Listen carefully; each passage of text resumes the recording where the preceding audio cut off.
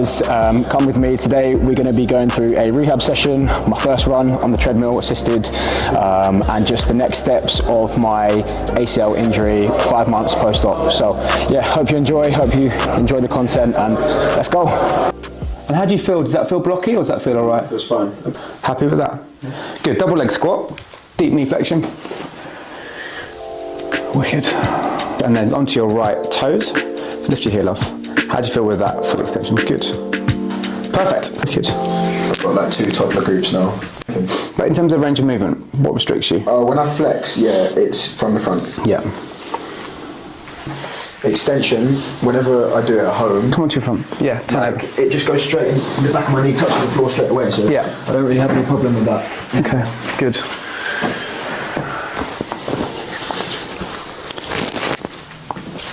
So just kick your foot into the bed. So fully sit down, that's it. And then soften, and then do it again. So after 6 sessions in a day, are you pretty... I'm actually fine. Does your knee go up and down at all? It doesn't Perfect. at all. I don't feel any... The only thing is occasionally it can be a bit bent, like it doesn't go straight away. Yeah. It's a bit stiff, but then after I work on it, it goes flat. Great. So this is where we're going now, okay? So I want you to just gently squeeze into me. So lift your heel up. A bit like that, yeah? Yeah, 5 seconds, 4, 3, 2, 1, and then soften. Everything's soft. Good. And then I'm just going to pulse you here. Do you get me? Yeah. So this is the kind of mobe that would be really helpful. Yeah. So you can obviously use gravity, but having somebody gently pulse you is really good as well. Yeah. And about like 15 seconds or so. And then a really small squeeze into my hand from there. Just small, that's good. So 10% contraction is more than enough. Yeah. So this isn't a strength exercise, this is more about it relaxing after the contraction. Yeah, okay. 3, 2, 1, and then soften. So I would do maybe like, I don't know, 4 or 5 reps of 15 seconds of pulses. 3, 2, 1, little pulse, let's go. So if you were in a club full time, this would be part of your routine every morning. Yeah. And it would make a real nice difference, just to feel like your knee's ready to work. Yeah. Do you see progress in it? I've not seen you before on this, so it's hard to say. But certainly based on Luke's notes, stiffness is one of the things that we need to work on, particularly into extension at the moment. Okay. The flexion generally will drop out and improve over time. Yeah. But I'd say it's relatively stiff at this stage. Really? Yeah, but that's fine, that's okay. When did you do your surgery? I had my surgery November the 11th. So we're at 18. 15th, I did my injury. Yeah, so I think it's 18 weeks post. Oh, what, you had 2 injuries? Yeah, I've done, I did my other one. Oh, which I was out for 18 months with. Yeah. And then I've got this one. Engineer. Was it both playing though? Yeah. Tackle? No tackles, just non-contact, but playing. Just change direction. Both had to be operated? Yeah. Oh man. So if you're on a dining room table at home, for example, you're just going to lie with your leg off, so it's kind of up to just above your knee, and then you just get them to add a bit of weight. And then what was the bit where they released? So you can do a little small contraction, so it's called an isometric contraction, and then after you relax the muscle, you get post-isometric relaxation, and that's where the muscle will let you go further, and you can just gently pulse from there. Okay. One, and then soften, let me just move.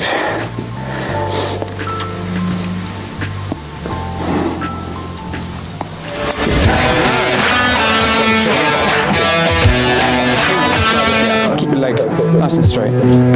So it's a bit of a lockout exercise as well. Yeah. That's the shape.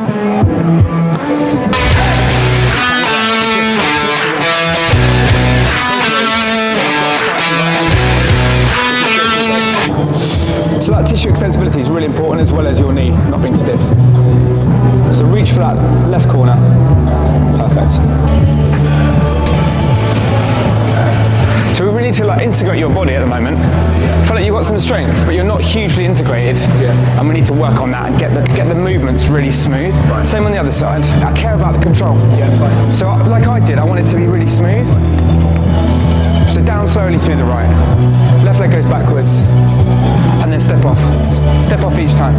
There's always a temptation to go higher and heavier. But I feel like without the control, we haven't earned the right in some ways.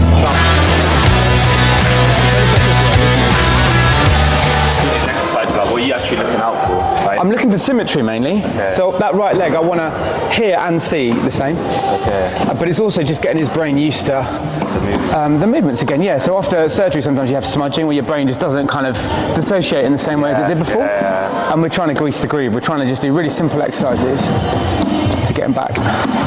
So strength is one thing, but movement is another really important part of it. Because to run, you need that, don't you? Good.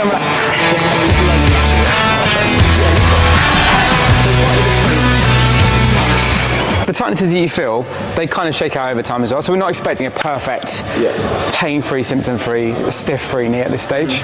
But we need to continue to work it and observe it and make notes of it and see where you're at in a month. Will that be less stiff with when we get icing on it and stuff like that? Does that help it, or is it? Yeah, sometimes it's just a bit sticky and stiff around the scars and the portholes. Okay, fine. So it's not like a swelling issue. No, I'd say it's more of a scar tissue issue. Okay, cool. And that will resolve and improve because it's resolving now. So this is a return to some loading through the anti-gravity treadmill, which is a really good treadmill that unweights the body. So we're going to start 70% body weight and just do some really short intervals just to kind of get that running pattern moving and see how he feels.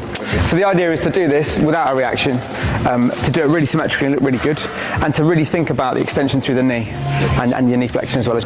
I'd say you've managed the swelling fairly well. Okay, good. And now we're in a stage where we're just trying to increase the range of movement. He said there was some thickening around the anterior knee around the scars, which is what I see as well. So coming through straight, which is lovely. So you see that left leg, full extension. It's a bit less, isn't it? It's not bad, but it's just that thing of like trusting through. But I'd say that's a pretty good starting point. Just enjoy it, man. And don't chat to me, like just run. Just feel it. Don't be chatting.